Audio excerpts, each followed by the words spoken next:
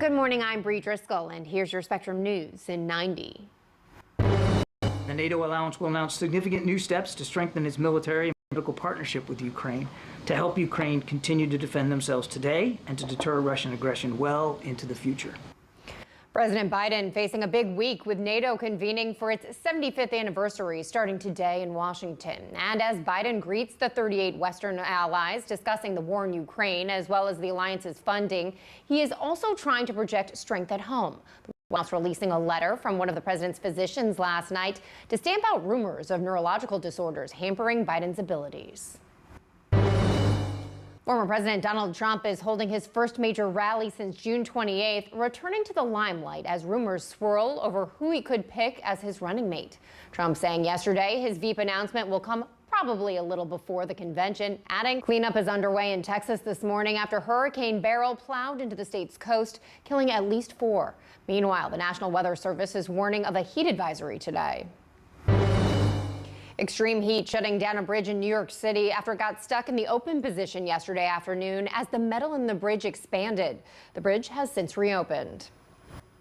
Those are your headlines. Now here's a look at your weather on the ones. The remnants from Beryl are going to be producing some heavy rain across the mid part of the nation as we go through the day today. But look how quickly this is moving along.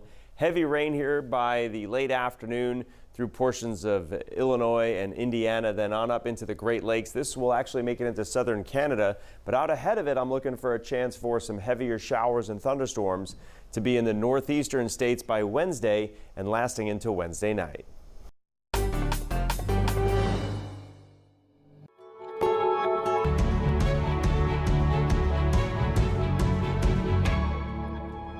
Thanks so much for joining us here on Spectrum News. I'm Bree Driscoll. Today is Tuesday, July 9th. Our top story, President Joe Biden is vowing to stay in the race and pulling out all the stops to stamp out Democrat discontent. With less than 4 months until the presidential election, the White House releasing a letter from the president's physician confirming Biden met with a neurologist as part of his annual physical examinations. The president's physician saying he's seen no evidence of any neurological disorder. This after reports surfaced that a Parkinson's expert had visited the White House 8 times in 8 months. And in a letter sent to congressional Democrats, Biden's standing firm against calls for him to drop his candidacy, saying it's time for the party to come together. Spectrum's Daniel Grimes is in Washington with more on the letter, plus new calls for Biden to end his bid.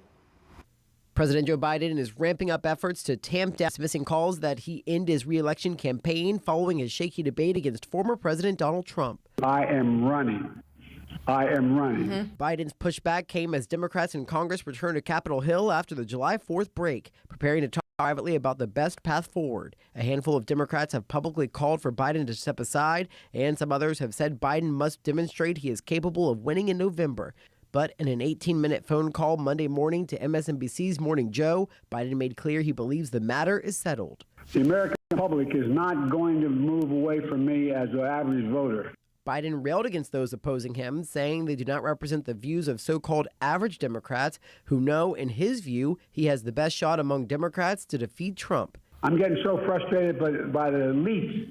Now, I'm not talking about you guys, but about the elites in the party who they know so much more. Biden said he would not take a cognitive test and even dared those who were calling for him to step. But if any of these guys don't think I should run against me, go ahead, announce for president. Challenge me at the convention. Democrats opposing Biden argue the election is not just about the White House, it's about winning the House and keeping the Senate. However, in his letter to Democrats, Biden said the division over his future, quote, only helps Trump and hurts us. He added, quote, it is time to come together, move forward as a unified party, and defeat Donald Trump. Now, with the focus on Biden, Trump has been laying low, but he is scheduled to hold a rally in South Florida on Tuesday and is also close to naming a running mate ahead of the Republican National Convention next week in Milwaukee. In Washington, Daniel Grimes, Spectrum News. President Joe Biden is hoping to make the case he should stay in office at this week's NATO summit in Washington. Spectrum's national reporter Angie Gonzalez joins us now from the nation's capital with more on the agenda for world leaders in attendance. Angie.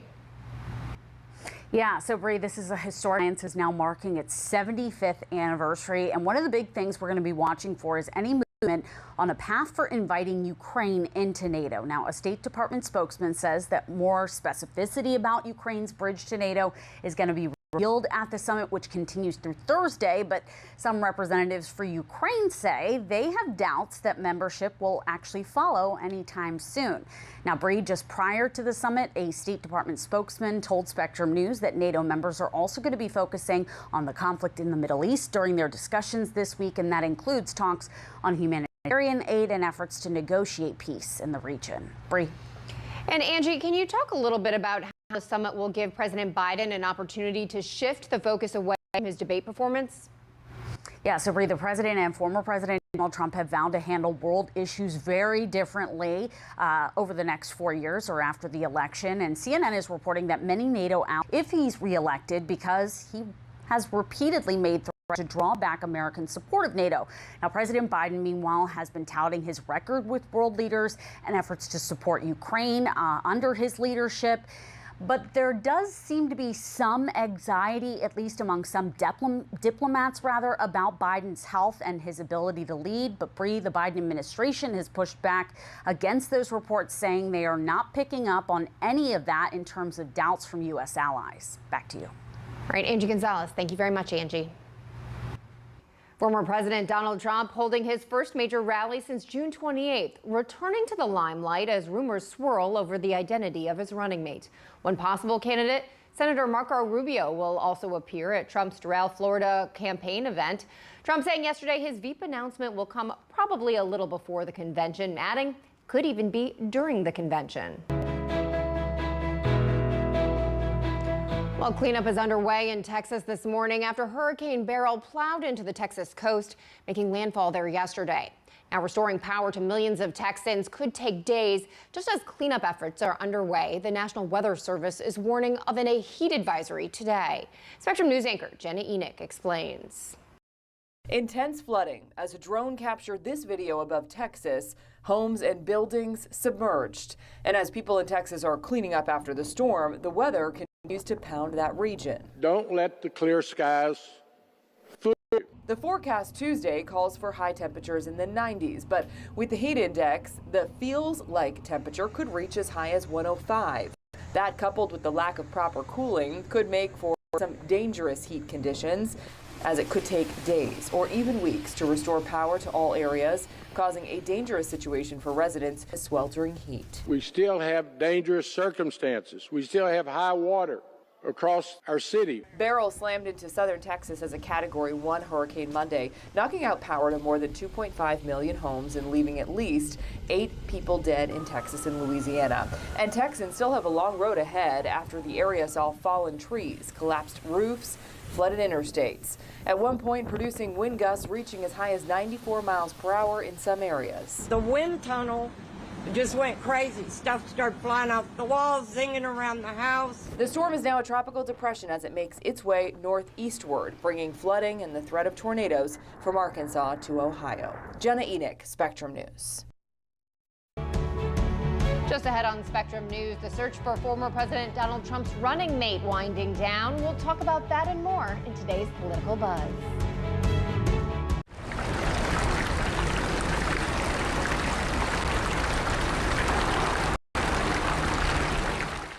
Here's the deal.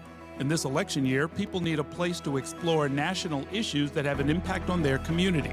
To understand those issues better, we're bringing together our team of local political journalists from across the country to break down what's happening. So join us every week to catch up on the key stories making a big difference across the nation and in your local community. Watch The Big Deal with Errol Lewis Friday nights at 9 Eastern, 8 Central on Spectrum News Plus. Available on all of your favorite devices exclusively on Spectrum. At Spectrum, we know that internet is a vital tool to help you fulfill your dreams. My dream is to become a video game developer.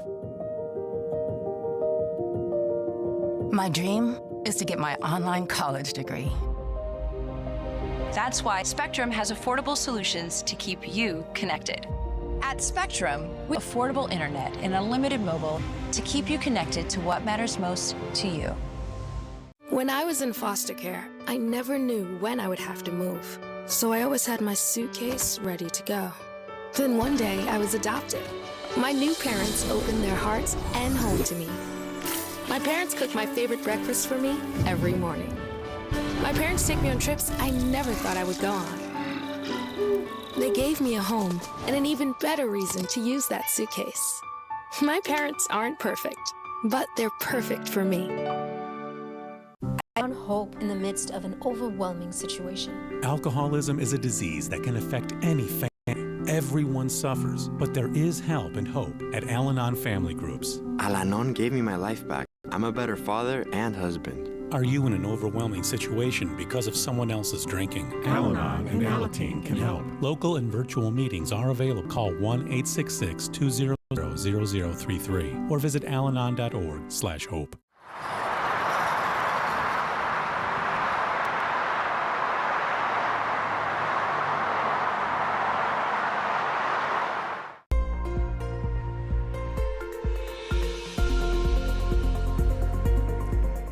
I'm meteorologist Josh Linker, and we're tracking the remnants of Beryl made landfall on Monday early in the morning in Texas, and this system will be moving along quickly, and it's going to link up with this upper level feature, and that's going to pick it up and move it along quickly. There will be the chances for some very heavy rain, but over a relatively short period of time.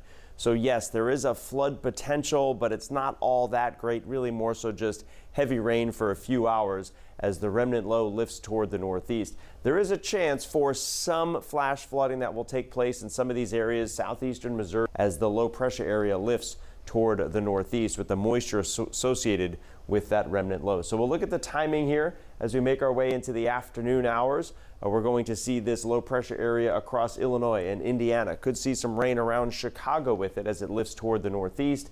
And then really just continuing that path, eventually getting into southern sections of Canada on Wednesday in the morning.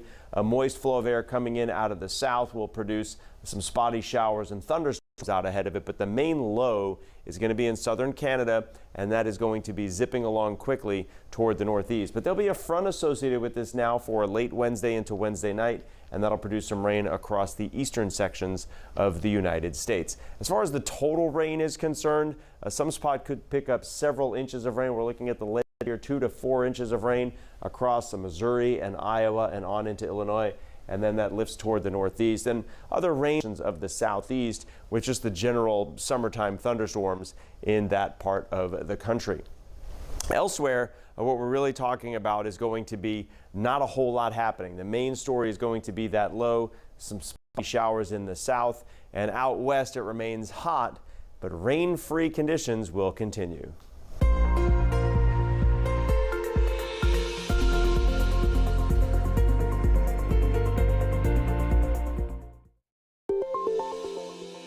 Well, if you're just joining us or heading out the door, here's a look at what you need to know. As President Biden looks to show he's ready for 4 more years, the White House releasing a letter from the president's physician confirming Biden met with a neurologist as part of his annual physical examinations. The president's physician saying he has seen no evidence of any neurological disorder. Former President Donald Trump is holding his first major rally since June 28th, returning to the line as his running mate. And cleanup is underway in Texas this morning after Hurricane Beryl plowed into the state's coast, killing at least 4. Meanwhile, the National Weather Service is warning of a heat advisory today. And that's a look at what you need to know this morning. The extreme heat not only impacting people, but also city infrastructure. Check this out. The 3rd Avenue Bridge in New York City, connecting Manhattan and the Bronx, got stuck in the open position yesterday afternoon, causing major traffic headaches. The seal expanded due to intense temperatures. The fire department using hoses on the bridge to cool it down. The bridge later reopened around 6:30 p.m.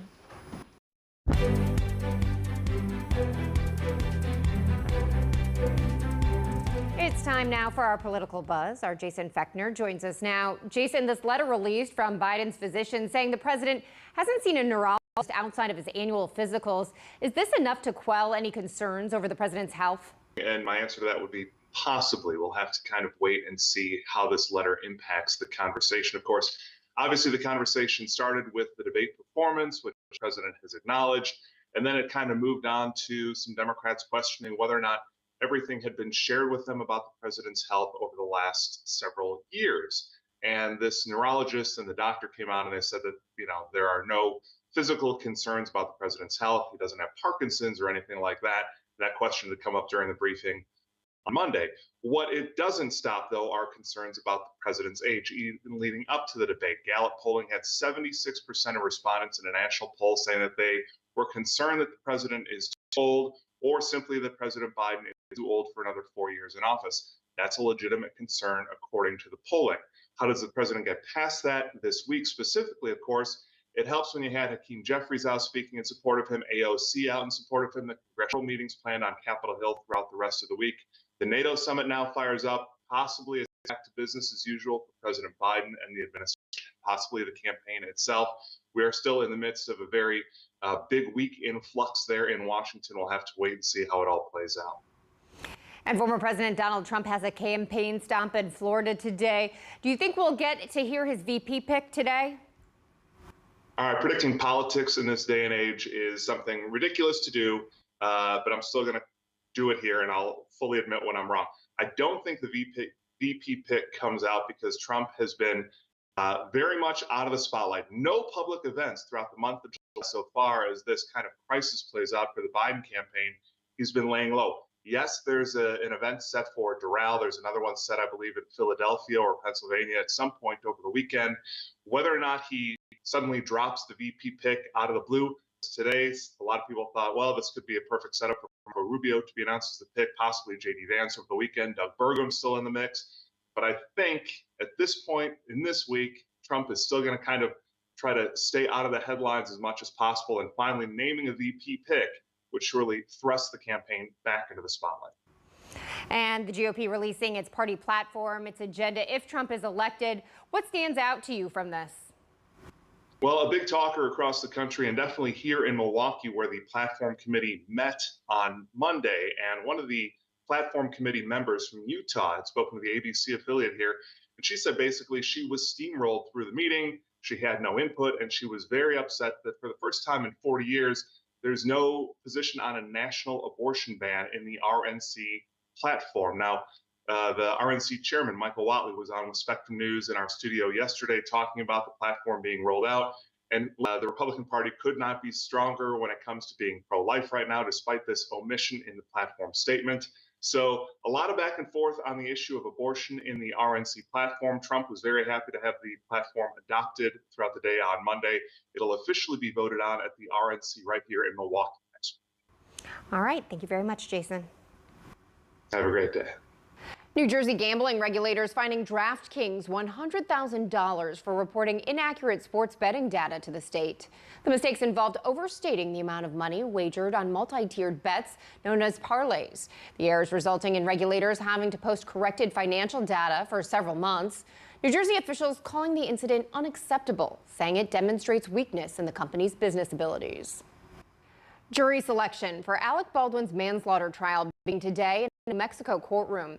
This comes nearly 3 years after the fatal shooting of cinematographer Helena Hutchins on the set, ruling Baldwin's role as a producer on the film is not relevant to the proceedings. The trial is scheduled to last 10 days. It's unclear if Baldwin will testify. If convicted, the actor could face up to 18 months in jail.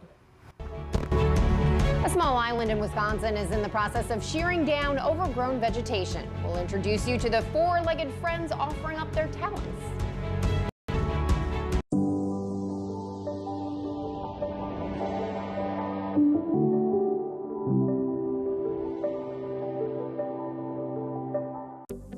Spectrum News Plus.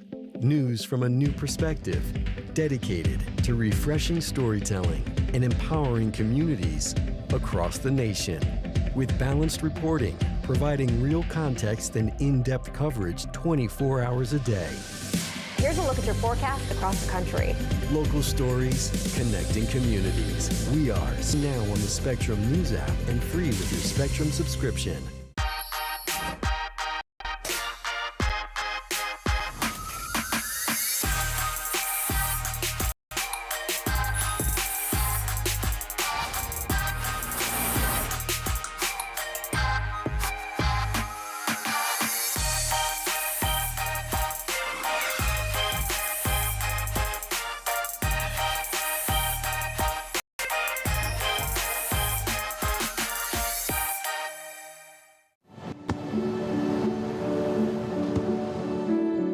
don't remember how it started. Go to that. Our back and forth. It always came back. Dad! You probably don't remember what you told me, That was perfect. but I heard every word. Hey, Bobo, do trees tell each other stories? I'm sorry. I'm afraid I don't know that. Hey, why don't we go find out? Listen. Do clouds take naps? I couldn't tell you. Dad, do stars visit their friends? Look!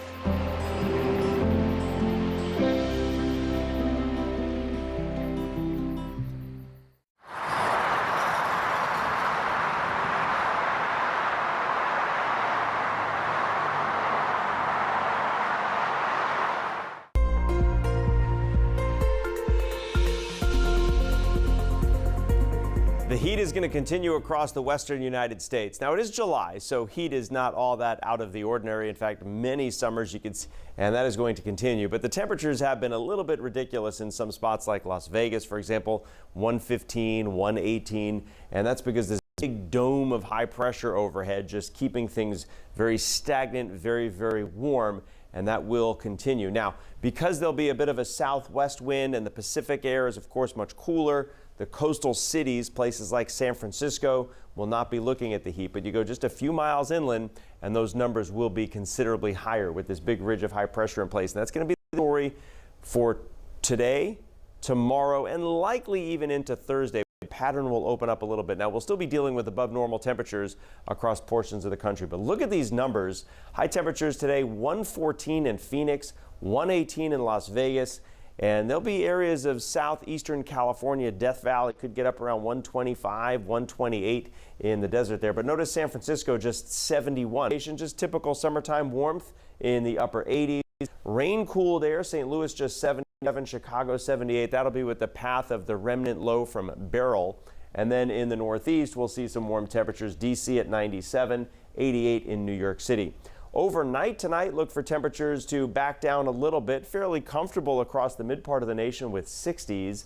It'll stay warm and muggy in the northeast, lows in the upper 70s down toward Florida, and then the warmth continues out west. Vegas and Phoenix, temperatures dropping only to about 90 or so, so those excessive heat warnings are going to continue because of the heat during the day and then not getting any relief through the nighttime hours. So that'll be the story again for tomorrow. 118 in Vegas and 101 in Salt Lake City. We're going to start to notice a little bit of a change in the northwest. So Seattle, Portland back down to around 90 or so. And then rain cooled air from Beryl will move through the Great Lakes, and that'll move into southern Canada. Now, longer range, we're looking at much of the country that will be likely above average. Not excessively so, but just much of the country running a few degrees above what would be considered normal. And that's for the July 15th through July 19th timeframe. Looking beyond that, there may be some cooler weather to come into the northern states.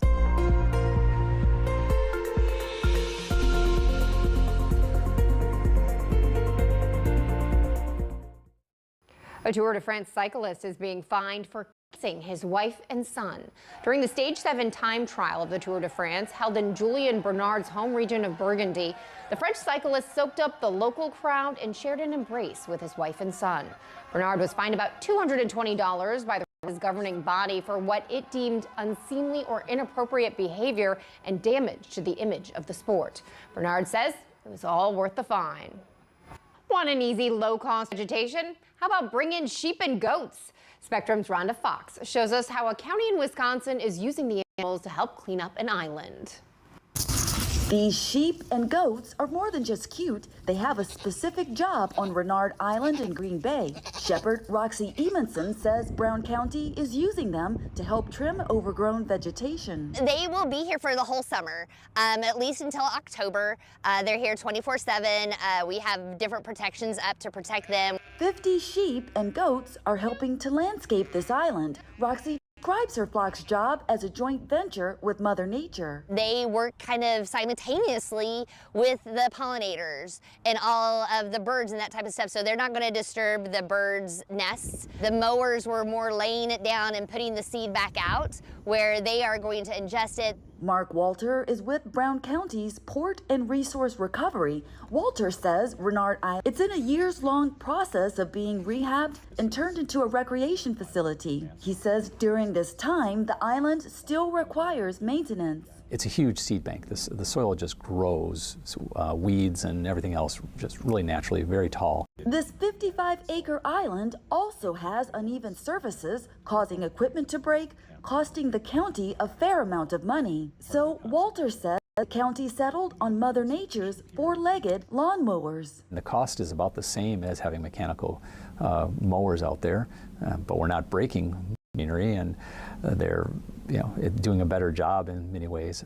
And then they're adding to improving the quality of the of the vegetation and the soil that's out there.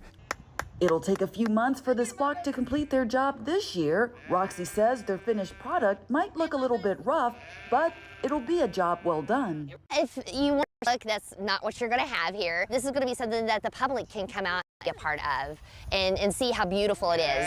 Woolly green grazers doing good for Brown County and the environment. Rhonda Fox, Spectrum News.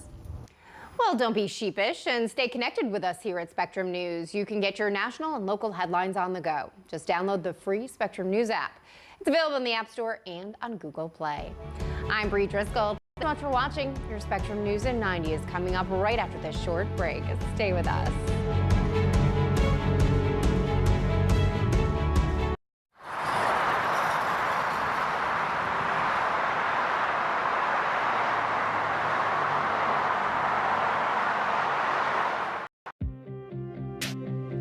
The 2024 election will decide who leads our nation and the balance of power in Congress, impacting all of us. From Capitol Hill to the Oval Office, balanced, in-depth coverage. Our dedicated experts in local politics. Strengthening democracy by informing your community. That's our mission. Available on all of your favorite devices, exclusively on Spectrum. At Spectrum, our workforce of over 100,000 employees are all located right here in the U.S. You can find them in our stores, in the field, and in our call centers with 100% U.S.-based customer service. Our team works hard to provide the towns, cities, and neighborhoods they live in with the reliable services that everyone counts on, making us one of America's most trusted companies. We're Spectrum, creating jobs and opportunities across the country, and proud to be 100% U.S.-based. When I never graduated from high school, I realized I wanted to go back to school because I didn't want to work these back-breaking jobs the rest of my life. With the help of, that was all the motivation that I needed to come back to school. I felt accomplished, made me feel that I could take on whatever challenges life throws at you. Find free adult education classes near you at finishyourdiploma.org. My mother was always very familiar with her neighborhood, but one day she stopped at the stop sign for much longer than usual, and she didn't know whether she should go forward or turn, and she wasn't even really sure where she was at. It was very unsettling for her. I felt so much better after my son told me, "Mom, I don't want you to worry or be afraid. I'll be there for you and we'll figure it out."